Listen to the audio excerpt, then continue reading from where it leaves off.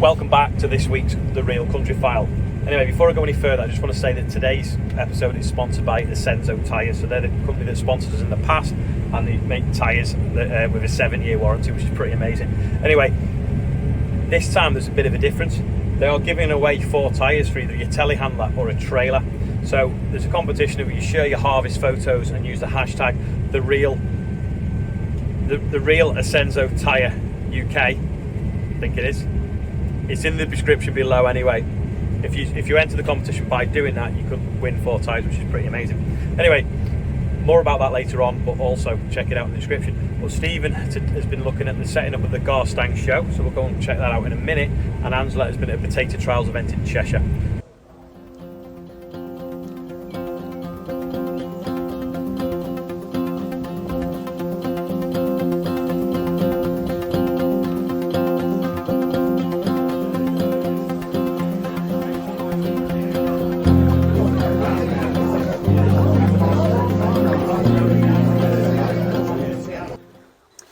So, potatoes. In this country, we eat tons and tons of them.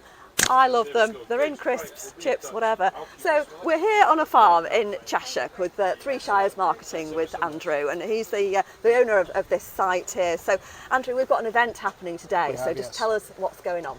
The event today is basically to bring seed breeders together, bring farmers together, and basically see what we can grow and how things grow, and new varieties coming to the future of the potato market. So how many different trial plots have you got out here today We that have people are looking at? in the region 30 to 40 trials of varieties, and then we have a nutritional side to it where we're trying and testing different nutritional ways of feeding potatoes and growing potatoes with the up-to-date technology out there. Okay, right. And weather isn't brilliant today, but obviously it's not stopped people coming along. So that's just how farming operates, isn't it? Really. But is that going to affect, like in terms of what you've been growing so far?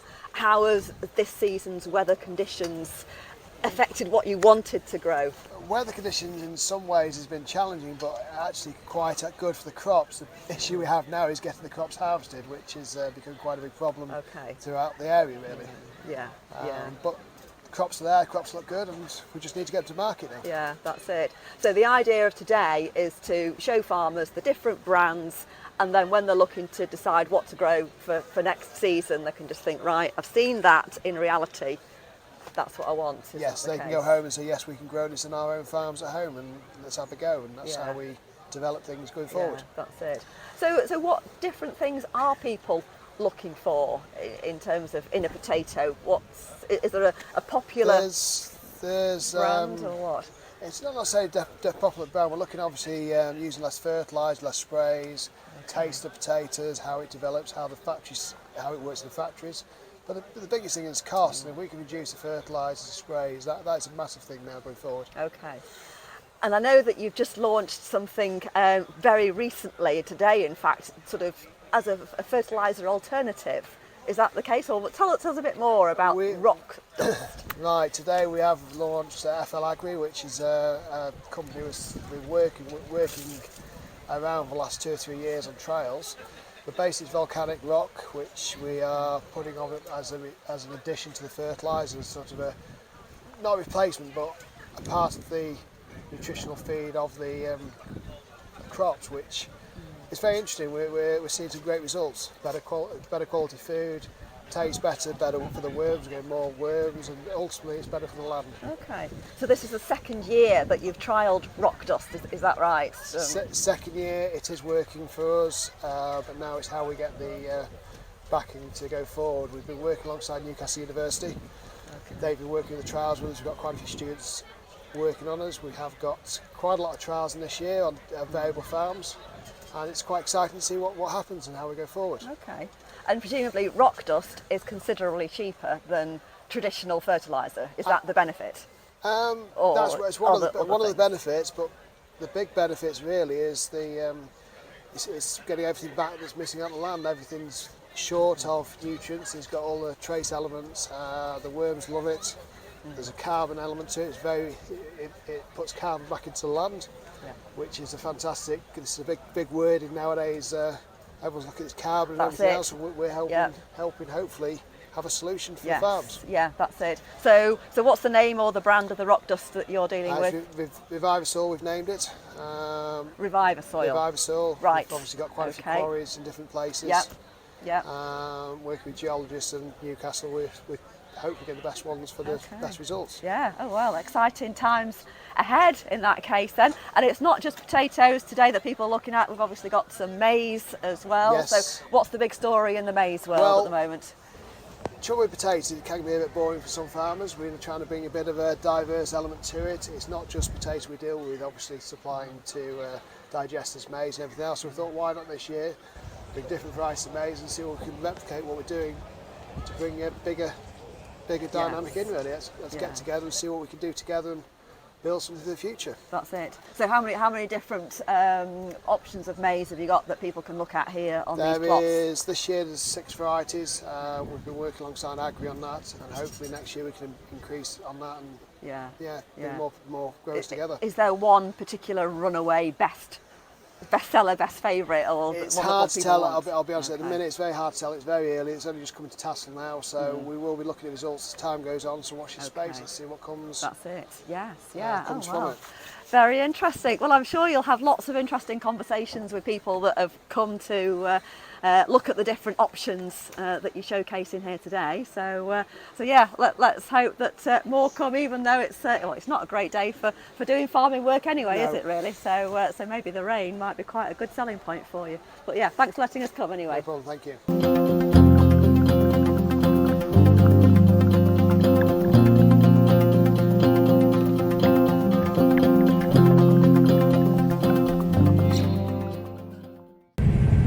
Thanks, Angela. Now over to Stephen at the Garstang Show.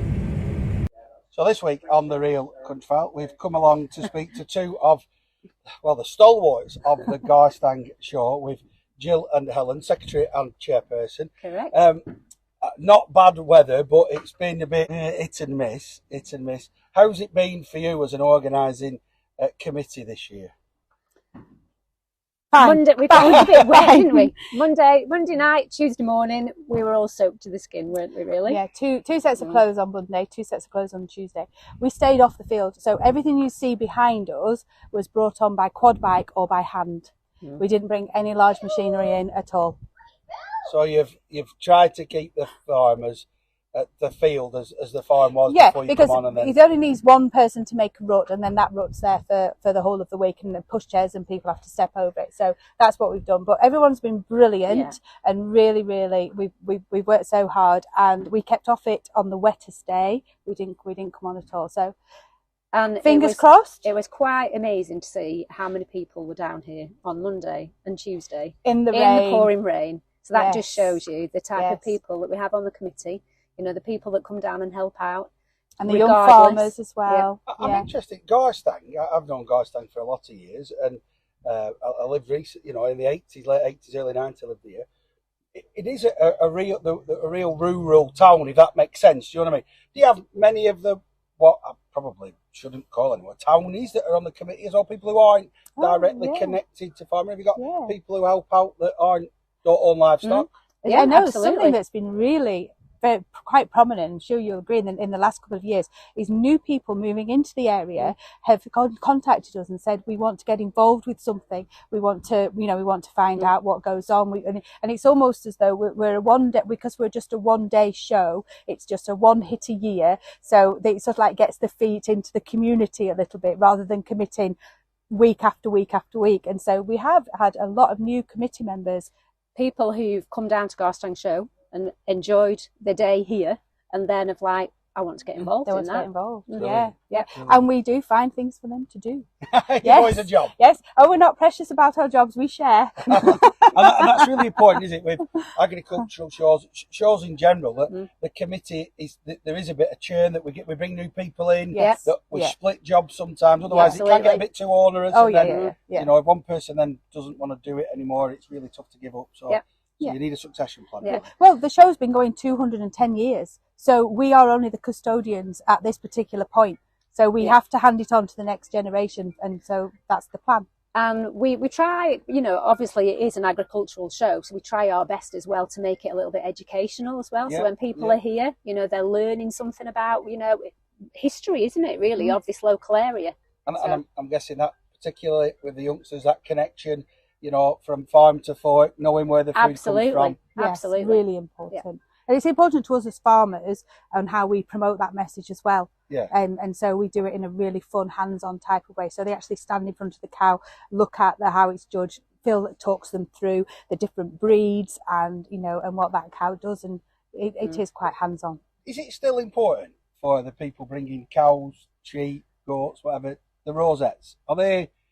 Does it make a difference? Does it matter if, you know, getting the second and the third or not getting, you know, do you get the feedback from very much so. in terms of profit or money back or well, pride as well? Because you know, a farmer loves his stock and he's just so proud of his stock, and to show that in the, you know, in the public domain and get a prize for it, because, you know, we are proud of what we do. And I guess it does if you're taking beef for slaughter, if you know it's come from prize winning stock, then you know you've kind of got the genetics there to back that up as well. And I guess, and we can, you know, other people can look and think that's what I need my beefer to look like, that first prizer. I've got to ask you then, if we've got any young farmers watching who are thinking they might want to join their local agricultural show and game up, what's your advice for anyone, maybe, or old farmers who are thinking, you know, I'm coming up to retirement and I could do a bit of helping out someone? What's your advice? Just come on down, isn't it? Come on down, or send an email. Yeah. Just send an email to your local show and ask if there's anything you can join in. Can I join the committee? You know, when's your next meeting? We have a website, don't we? We have a website where, so there's an email address on there which, you know, people can contact us with. So, well, I have many happy memories of this show, Phil. Not many of them sober, but all of them with friends and laughter. I really appreciate your time today, ladies, and I look forward to coming, Jill, and seeing you on Absolutely. the farm. Yes, that's right. Tiny tractors. We're going to see some big kit and some little kit that match. Good stuff. Good luck with the show. Thank you. While I plug through this week, that is all for this week's Real Country File, but I must also thank the sponsor again at Ascenso Tyres, and don't forget, if you want to win 4 tyres for your telehandler or your trailer, look at the description in the link below and check it out. Thanks for watching this week, and we'll see you all next week.